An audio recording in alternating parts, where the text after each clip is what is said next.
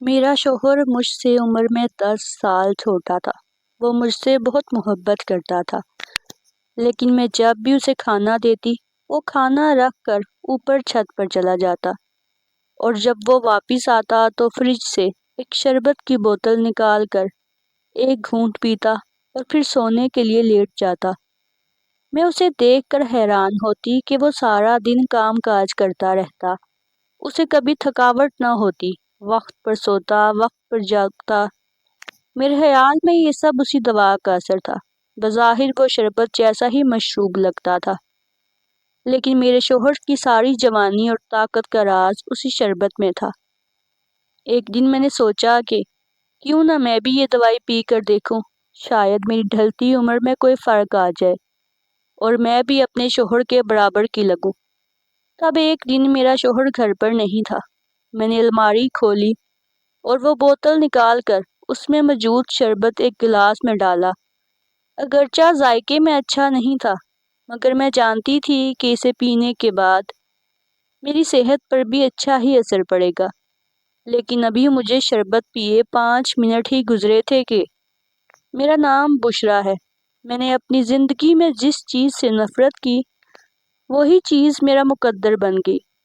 جب میں چھوٹی سی ہوا کرتی تھی، ہمیشہ یہی سوچا کہ میری شادی کسی ایسے شخص سے ہو جو میری ذمہ داری اٹھائے، عمر میں مجھ سے اتنا بڑا ہو کہ میں اس سے بڑھاپے میں بھی جوان نظر آؤں۔ میری سہیلیاں مجھ پہ اس بات پر ہنسا کرتی، کہتی کہ خدا کرے تیری شادی کسی 60 سالہ بڈھے سے ہو جائے۔ میں نے سنا تھا کہ عمر سے بڑے مرد عورت کا خیال رکھتے ہیں، اس کی قدر کرتے ہیں، کیونکہ وہ زیادہ سمجھدار ہوتے ہیں۔ حسب توقع میری شادی مجھ سے 10 سال بڑے میرے کزن آصف سے ہو گئی۔ آصف بہت خیال رکھنے والے انسان ثابت ہوئے۔ شادی کے بعد انہوں نے میری زندگی کو جنت بنا دیا تھا، لیکن آصف میں ایک بری عادت تھی کہ وہ اپنے دوستوں کو ہمیشہ گھر لاتے، ان کی خاطر مدارت کرتے اور مجھے کہتے کہ میں بھی ان کے دوستوں کا خیال رکھوں۔ میرے خیال میں یہ بری بات تھی۔ ان کے دوستوں کی نظریں مجھے اچھی نہیں لگتی تھی، نہ ہی مجھے ان کے سامنے جانا پسند تھا، لیکن آصف کی خوشی کے لیے میں نے یہ سب بھی ہنس کر برداشت کر لیا۔ ایک دن آصف نے مجھے بتایا کہ ان کا ایک خاص مہمان آ رہا ہے جس کا مجھے بہت خیال رکھنا ہوگا۔ اب ہماری شادی کو تقریباً 10 سال گزر چکے تھے، ہمارے 2 بچے بھی ہو چکے تھے اور ہم ہنسی خوشی زندگی گزار رہے تھے۔ میں اپنے حالات کے ساتھ سمجھوتا کر چکی تھی۔ مجھے اپنے شوہر کے دوستوں سے کوئی گلہ نہیں تھا۔ وہ آتے، میں ان کی خاطر مدارت کرتی، وہ بھی مجھے بھابھی کہہ کر پکارتے۔ اب میں اس سب کی عادی ہو گئی تھی۔ ایک دن میرے شوہر نے بتایا کہ آج ایک نیا مہمان آ رہا ہے، اس کا تم نے خاص خیال رکھنا ہے۔ وہ دور دراز کے علاقے سے تعلق رکھتا ہے، 1-2 دن میں واپس چلا جائے گا، تم اس کے لیے کچھ خاص کھانا بنا لینا۔ میں نے یہی سوچ کر اپنے نئے آنے والے مہمان کے لیے کھانے کی تیاری شروع کر دی۔ بچوں سے کہہ کر بازار سے اچھی خاصی کھانے کی چیزیں منگوائی، جبکہ گھر پر بھی 3-4 ڈشز بن چکی تھی۔ شام کے 7 بجے میرے شوہر نے دروازہ کھٹکھٹایا۔ میں نے جا کر خود ہی دروازہ کھولا تو ان کے ساتھ ایک 20 سالہ خوبصورت نوجوان کھڑا تھا۔ نوجوان کا حسن، خوبصورتی اور اس کے نین نقش ایسے تھے کہ بس میں اسے دیکھتے ہی حیران رہ گئی۔ وہ کسی اور ہی دنیا کا معلوم ہوتا تھا۔ اس قدر حسین چہرہ میں نے اپنی زندگی میں نہیں دیکھا تھا۔ اس کی خوبصورتی ایسی تھی کہ میں نظریں ہٹائے بنا نہیں رہ سکی۔ میں اسے دیکھتی ہی چلی گئی۔ مجھے احساس تک نہیں ہوا کہ میرے شوہر میری حیرانگی کو دیکھ رہے ہیں۔ بہرحال جلد ہی میں اپنے ہوش و حواس میں واپس آ گئی، مگر عورت کے اندر اللہ تعالیٰ نے یہ حس رکھی ہے کہ وہ مرد کی نظروں سے اس کی آنکھوں میں موجود اپنے لیے احساسات پہچان لیتی ہے۔ میں نے بھی جب واجد خان کو پہلی بار دیکھا تو مجھے اس کی نگاہوں میں اپنے لیے پسندیدگی نظر آئی، مگر میں ایک شادی شدہ عورت تھی۔ چند لمحوں کے لیے کسی کو پرکشش محسوس کرنا ایک الگ بات تھی، لیکن ایک شادی شدہ عورت اپنے شوہر سے بددیانتی کرنے کا تصور بھی نہیں کر سکتی۔ میں نے بھی سوچ لیا کہ اس بات کو اپنے دل میں ہی دباؤں گی، دوبارہ کبھی واجد خان کی طرف نظر اٹھا کر بھی نہیں دیکھوں گی، اور میں نے ایسا ہی کیا۔ میں نے اپنے بچوں کو ہی کھانا لگانے کے لیے کہا اور خود اپنے کمرے میں بیٹھ کر کھانا کھانے لگی۔ میں اس شخص کے سامنے دوبارہ جانا نہیں چاہتی تھی جس کی ایک نظر نے مجھے گھائل کر دیا تھا، مگر رات کو جب میرے شوہر کمرے میں آئے تو کہنے لگے تمہیں واجد خان سے اس طرح کا رویہ نہیں رکھنا چاہیے تھا، وہ اس شہر میں نیا ہے اور ویسے بھی ہم دونوں کے لیے وہ چھوٹے بچوں کی طرح ہے، ہم اس کا خیال رکھیں گے تو وہ ہمارے بہت کام آ سکتا ہے۔ میں اپنے شوہر کی اس فطرت پر حیران رہ گئی۔ میرے شوہر کی مین بازار میں الیکٹریشین کی دکان تھی، انہوں نے ہمیشہ رزق حلال ہی کمایا تھا، مگر نہ جانے کیوں وہ لوگوں کے آگے اتنے بچ جاتے تھے، مجھے ان کی کمائی پر حرام کا گمان ہونے لگتا۔ وہ لوگوں کی بہت خوش آمدید کرتے اور شاید یہ شخص بھی انہی میں سے ایک تھا جسے وہ اپنی خوشامد کے تحت اس گھر میں لائے تھے کہ شاید وہ دوسرے شہر سے ان کو کچھ مال بھجوا سکے جس سے ان کو دکان میں کچھ منافع ہوگا۔ میرے شوہر کی نیت غلط نہیں تھی، لیکن ان کا یہ طریقہ بھی مجھے پسند نہیں تھا۔ بہرحال میں نے تو دل میں تہیہ کر لیا کہ اب واجد خان کی طرف مڑ کر بھی نہیں دیکھوں گی، لیکن میں جہاں تک اس معاملے سے بچنا چاہ رہی تھی، حالات میرے لیے اتنا ہی مشکل ہو گئے۔ اگلے دن میں گھر پر کام نمٹا رہی تھی کہ دروازے پر دستک ہوئی۔ میں نے دروازہ کھولا تو سامنے واجد خان کھڑا تھا۔ میں نے سختی سے پوچھا کہ کیا بات ہے؟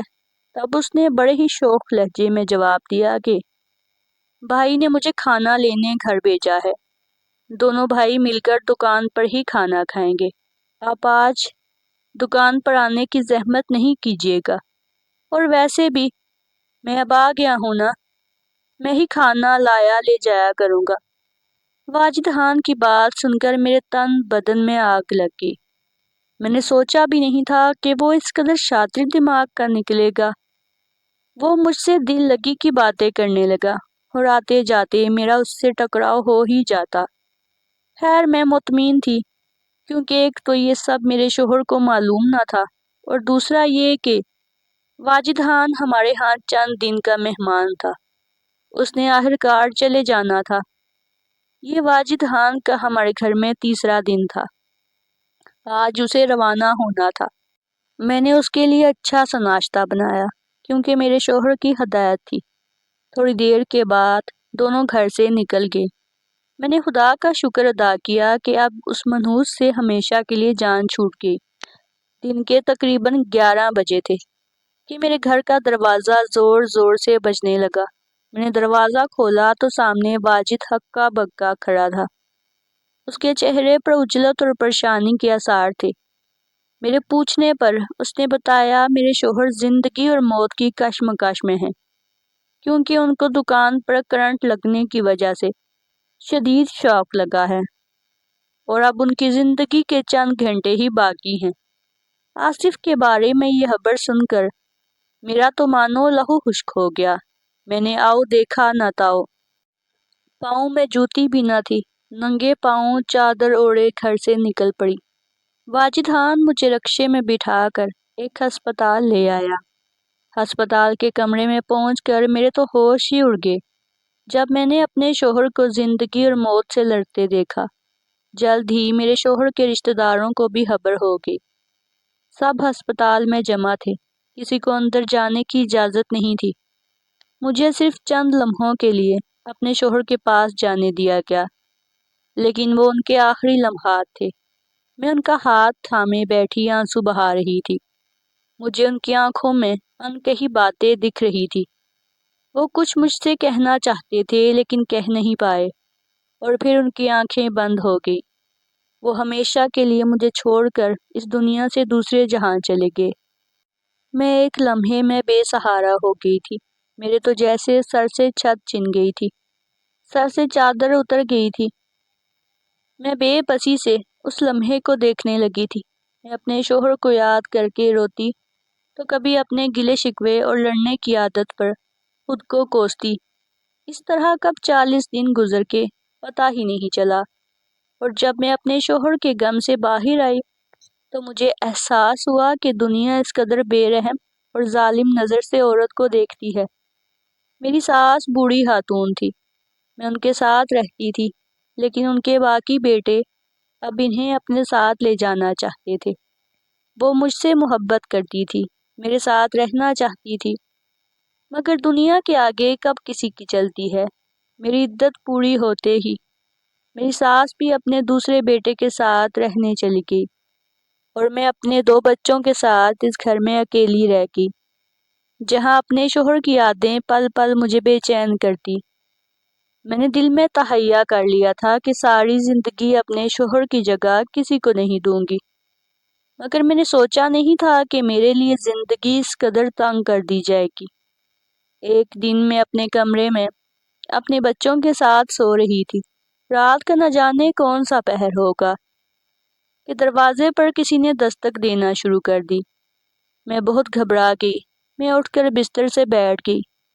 میں نے سوچا کہ دروازہ کھول کر دیکھتی ہوں، شاید کوئی مجھے اہم بات بتانے آیا ہو، کیونکہ میرے شوہر کے جاننے والے بھی بہت تھے اور سب ان کے اچھے اخلاق سے متاثر تھے۔ یہی سوچ کر میں دروازہ کھولنے ہی لگی تھی کہ مجھے باہر سرگوشیوں کی آواز آئی۔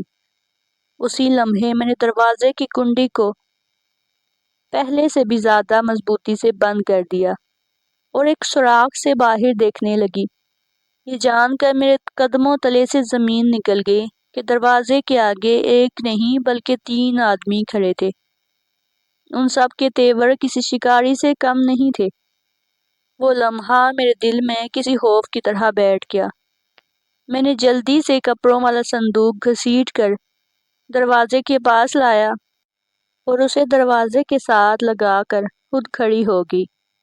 باہر موجود آدمی دروازہ مسلسل بجا رہے تھے۔ میں نے نہایت چالاکی سے اور نفاست سے دروازے کے آگے تقریباً سبھی بھاری چیزیں رکھ دی، اور پھر وہی ہوا جس کا مجھے ڈر تھا۔ تھوڑی ہی دیر میں انہوں نے دروازے کو مزید پیٹنا شروع کر دیا۔ میں نے وہ کپڑے جو صندوق سے نکال رکھے تھے وہ سارے کے سارے صندوق میں پھر بھرنا شروع کر دیے۔ اب صندوق دوبارہ سے وزنی ہو چکا تھا۔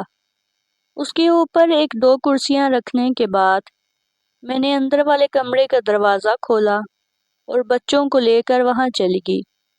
مجھے اپنے شوہر کی یاد رلا رہی تھی۔ میں بہت زیادہ پریشان تھی۔ سوچا نہیں تھا ان کے جاتے ہی دنیا اس قدر ظالم ہو جائے گی۔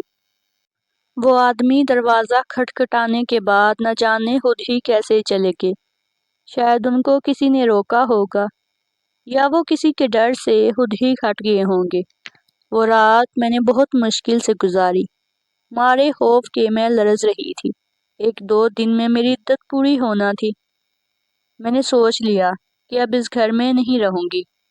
میں اماں ابا کے گھر چلی جاؤں گی، بھابھیوں کے طانے سہ لوں گی، لیکن اب اپنے شوہر کے گھر پر نہیں رہوں گی، چاہے کچھ بھی ہو جائے۔ اب مجھے اپنی زندگی میں سمجھداری سے فیصلہ کرنا ہوگا۔ میرے ساتھ میرے بچوں کی ذمہ داریاں بھی مجھ پر ہیں۔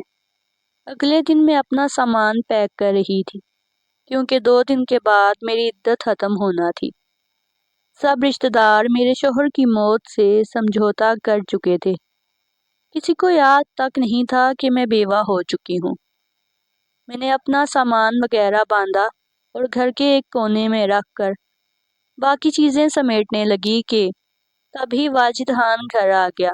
اسے اچانک 3 مہینے کے بعد گھر پر دیکھ کر مجھے حیرت بھی ہوئی اور برا بھی لگا۔ اپنے شوہر کی وفات کے بعد میں نے اسے ایک بار بھی اپنے گھر نہیں دیکھا تھا۔ خیر، اس نے بتایا کہ کچھ دن پہلے ہی وہ شہر میں دوبارہ آیا ہے، اسے کوئی ضروری کام پڑ گیا تھا۔ میرے شوہر کے کفن دفن سے فارغ ہونے کے بعد وہ یہاں سے چلا گیا تھا۔ کافی دیر باتیں کرنے کے بعد وہ مجھ سے بولا کہ مجھے آپ کی بیوگی کا بہت افسوس ہے۔ میں جانتا ہوں کہ اب آپ کی عدت پوری ہو چکی ہے، سو میں آپ کو یہی مشورہ دوں گا کہ آپ دوبارہ شادی کر لیں۔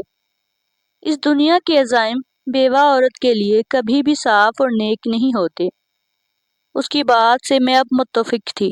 شاید 3 مہینے پہلے وہ بات کہتا تو میں غصے سے بھڑک اٹھتی، اس کا سر ہی پھاڑ دیتی، لیکن اب روز بروز غلیظ نظروں کا سامنا کرنے اور اپنے ہی گھر پر خوف سے گھٹنے کے بعد مجھے احساس ہوا تھا کہ ایک عورت کو مرد کا سہارا کتنا ضروری ہے۔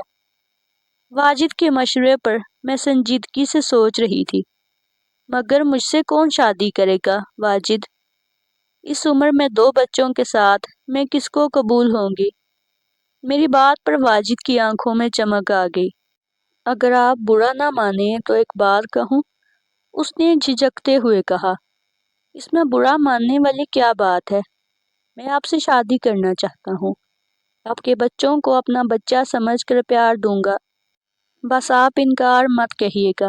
میں نے جب سے آپ کو دیکھا ہے میں آپ کو پسند کرتا ہوں، لیکن پہلے آپ کے شوہر میرے دوست تھے، لیکن اب حالات ایسے ہیں کہ میں اگر آپ کو کسی دوسرے رشتے میں بھی دیکھنا چاہوں تو اس میں کوئی برائی نہیں ہے، بلکہ آپ کو میری محبت پر یقین آ جائے گا تو آپ خود کو دنیا کی خوش قسمت ترین عورت سمجھیں گی۔ مجھے اس بات سے کوئی فرق نہیں پڑتا کہ آپ شادی شدہ ہیں اور آپ کے 2 بچے ہیں۔ یہ کہہ کر واجد تو خاموش ہو گیا، مگر میرے دل میں جیسے طوفان سا آ گیا۔ میں خود کو ہی قصوروار سمجھنے لگی۔ مجھے لگا جیسے میں نے واجد کو خود ہی اس قدر قریب آنے کا موقع دیا، ورنہ اس کی یہ بات کرنے کی جرت نہ ہوتی۔ 2 دن کے بعد میں اماں ابا کے گھر چلی گئی۔ میں نے اماں کو ساری بات سے آگاہ کیا۔ میرے گھر میں تو میں ایک بوجھ کے علاوہ کچھ نہیں تھی۔ ساس پہلے ہی چھوڑ کر جا چکی تھی۔ میرے شوہر کے بچوں کا کسی کو خیال نہیں تھا۔ جب میری ماں نے یہ بات سنی تو کہنے لگی اس سے اچھا اور کوئی راستہ نہیں۔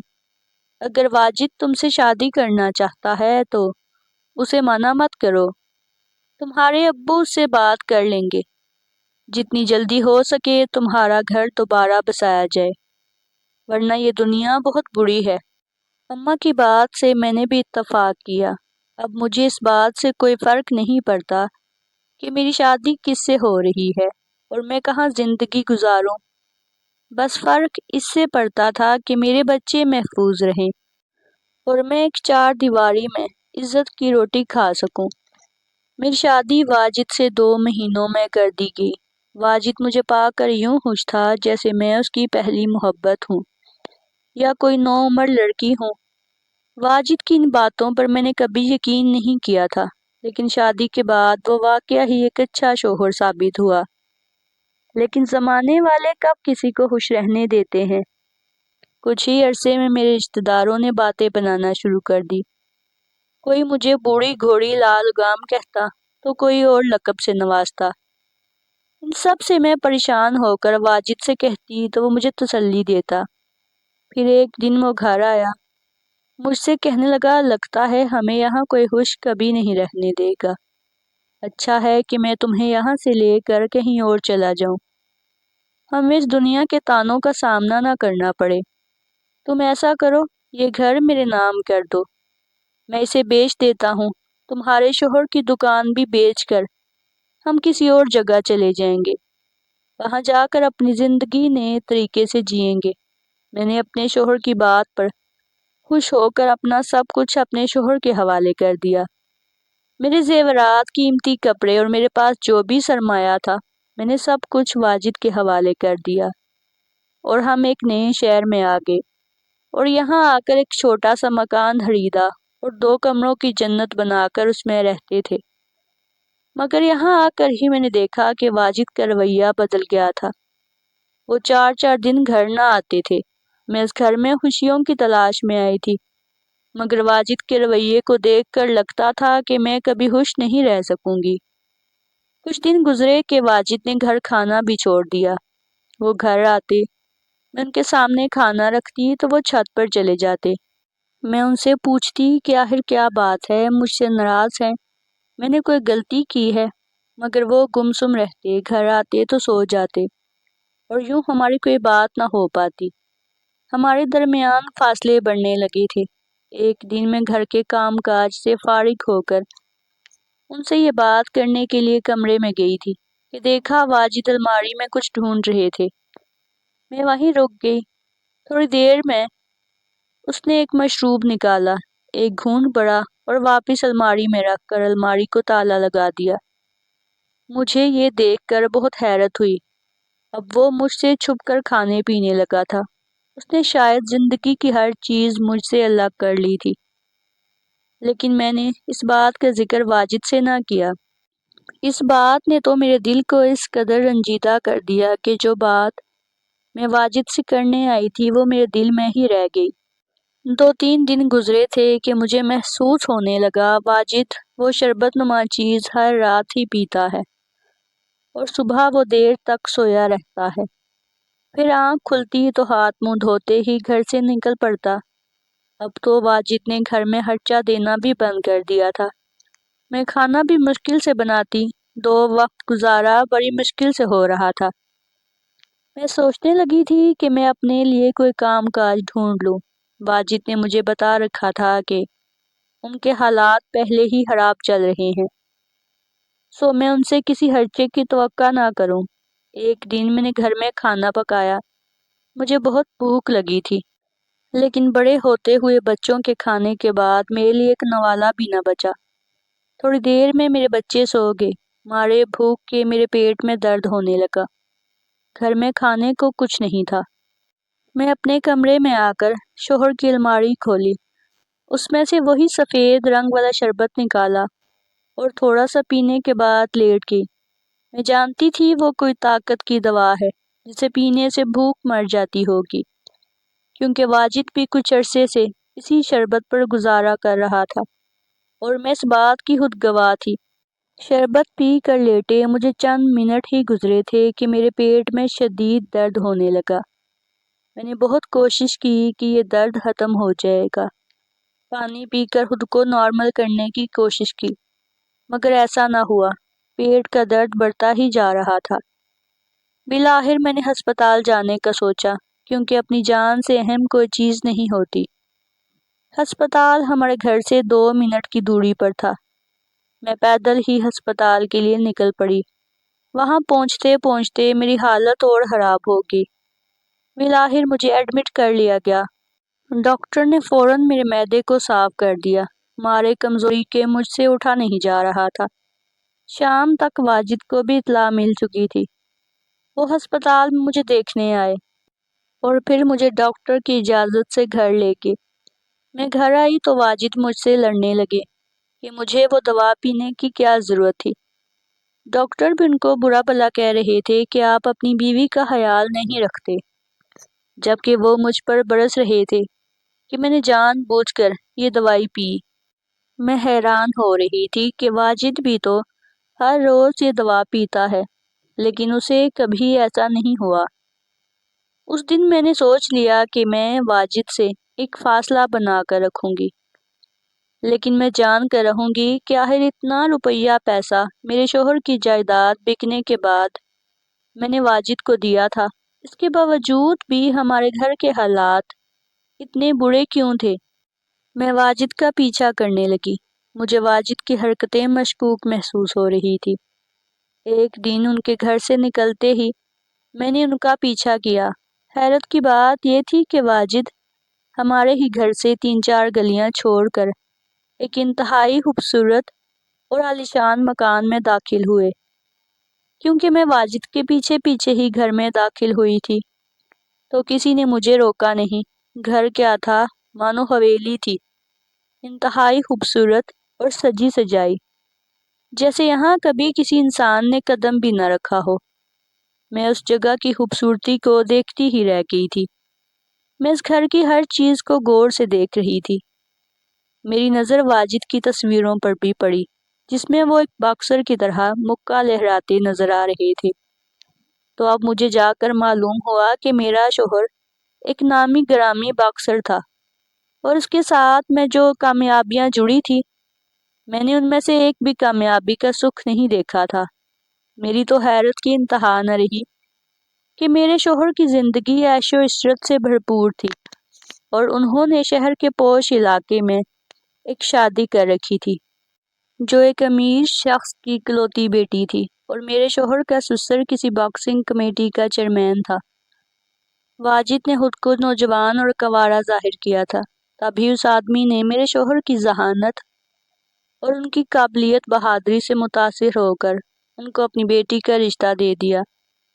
نہ جانے یہ سب کھیل کب اور کیسے کھیلا گیا، مجھے اس بارے میں کچھ معلوم نہیں تھا۔ میں اپنے شوہر کی بے وفائی پر حیران رہ گئی۔ یہ ساری حقیقت جانتے ہی میں وہاں سے پلٹ آئی اور اپنے گھر آ کر سب کچھ جانتے پہچانتے بھی انجان بن گئی۔ میرے شوہر کی دوریاں بڑھتے بڑھاتے بات یہاں تک آ پہنچی کہ وہ اس گھر سے بالکل کٹ کر رہ گئے۔ مگر میں نے اپنے بچوں کے لیے اپنے حقوق کا مطالبہ کیا۔ ان سے کہا کہ آپ بے شک گھر نہ آئیں پر مجھے میرے بچوں کے خرچے سے محروم نہ کریں۔ میری زندگی سے جانے کا یہ راستہ ان کو اتنا بھلا لگا کہ وہ دوبارہ میرے گھر نہیں آئے اور بچوں کا خرچہ مجھے بھجوانے لگے۔ آج جس دل کے ساتھ میں جی رہی ہوں یہ میں ہی جانتی ہوں، مگر مجھے خدا کی ذات سے کوئی شکوہ نہیں۔ کم سے کم اس نے مجھے زمانے کے سامنے ذلیل و رسوا نہیں کیا۔ میرا شوہر بھلے ہی مجھ سے دور ہے مگر مجھے اس کا سہارا تو ہے، ایک نام کا رشتہ تو ہے۔ ناظرین، اگر آپ کو ہماری کہانی اچھی لگی ہے تو ہماری ویڈیو کو زیادہ سے زیادہ شیئر کر دیں، لائک کر دیں اور ہمارے چینل کو سبسکرائب کر لیں اینڈ بیل کا جو آئیکن ہے اس کو پریس کر لیں تاکہ آپ کو ہماری ہر کہانی کا نوٹیفیکیشن مل سکے۔